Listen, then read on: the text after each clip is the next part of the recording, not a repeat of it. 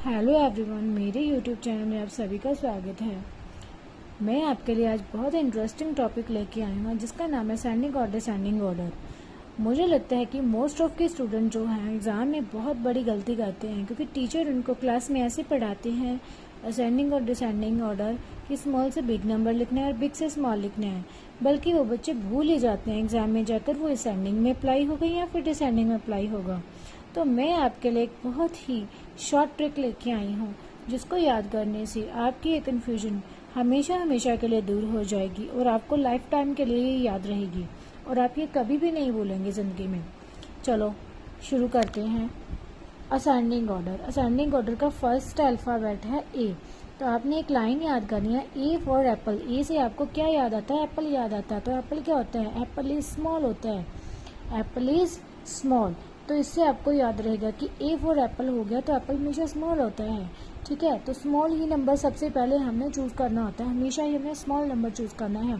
जैसे कि हमने इसमें से सबसे स्मॉल नंबर कौन सा दिख रहा है? 45। तो हमने 45 पे क्रॉस लगा के उस पर 45 लिख लेना है।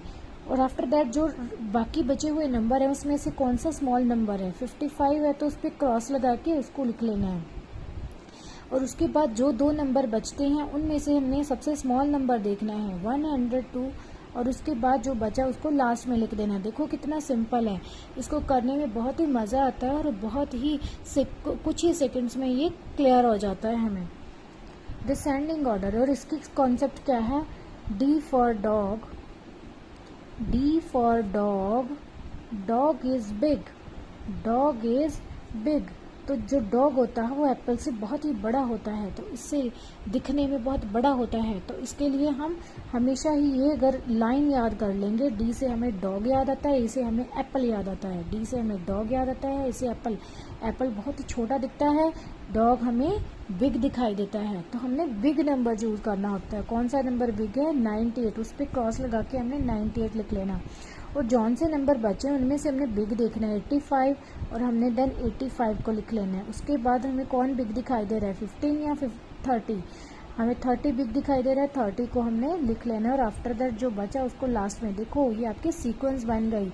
देखा ये कितना आसान है करने में, जो आपने हमेशा ही ज़िंदगी भर इस पर सर खपती करते रहे। तो ऐसी ही अच्छी अच्छी वीडियोज़ देने के लिए मेरे चैनल को लाइक सब्सक्राइब जरूर कर लीजिएगा। Thank you.